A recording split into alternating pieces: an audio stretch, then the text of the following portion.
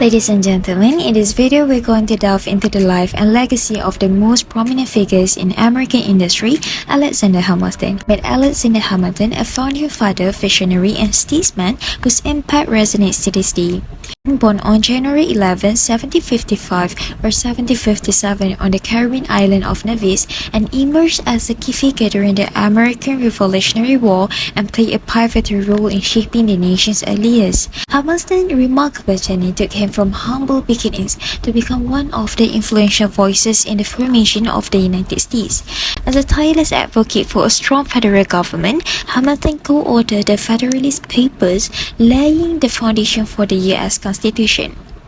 His unparalleled economic acumen led to his appointment as the first Secretary of the Treasury under President George Washington, and Hamilton's financial policies, including establishing a national bank and promoting industrial development, helped shape the economic framework of the young nation.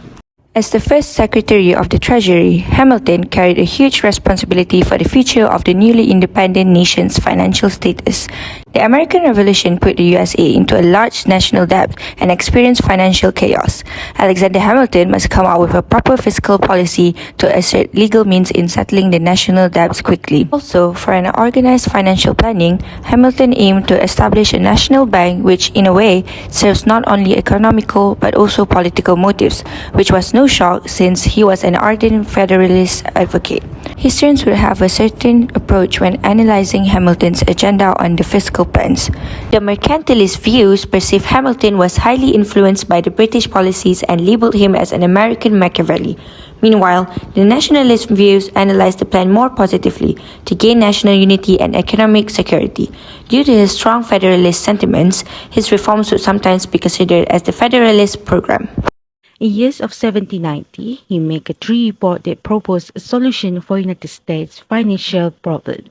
The first financial plan emphasized on paying debt and foreign debts. According to Hamilton, public debt coming from owing money from foreign countries like France and Dutch and also private investor was accumulated nearly $12 million. To settle this, Hamilton proposed new bond bearing interest at 6% for all debt, while the balance of interest was funded at 3%. He also urged the debt made by the states such as Massachusetts, Connecticut, and South Carolina that was estimated at $25 million to be paid by all through the joint assumption. The second financial plan emphasized on the implementation of tax on liquor production and increased duties. Hamilton proposed to exercise tax on the liquor production and increase duties on foreign goods.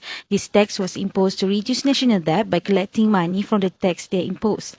Then, to make sure U.S. economy, like in the North and South, stopped relying on foreign goods imported from Europe, he increased the duties on foreign goods, which encouraged Americans to rely more on local products. Building national bank. Chartered in 1791, the first bank of the United States was modeled on the Bank of England, and Hamilton made the first bank of the United States the centerpiece of his financial planning. The bank held government funds, made loans to the government, provided currency, and increased liquidity, successfully boosting the country's economic growth. Established similar money unit. After the independence of the United States, the flow of trade between the states continued to increase, and each colony used to have its own unit of account, so all trade was better, which greatly reduces the efficiency of trade. Therefore, Hamilton proposed to keep accounts in the dollar currency unit. Now, we move on to the implication of Alexander Hamilton's financial reform to both American politics and the social changes that occurred afterwards in brief. As we know, Hamilton wanted to establish a Bank of the United States that is modeled after the Bank of England from his report on a national bank. Therefore, the differences he had between his contemporaries was evidenced through his opinions on foreign policy, which led to the establishment of two political parties, the Federalists and the Republicans. The implication reform had on politics was the more obvious ones. Hamilton also needed a channel to convince Congress to implement his reform, hence by creating a party that existed to support him. In terms of foreign policy, Hamilton was pro-British while the Republicans were pro-French due to ties they had during the Revolutionary Wars.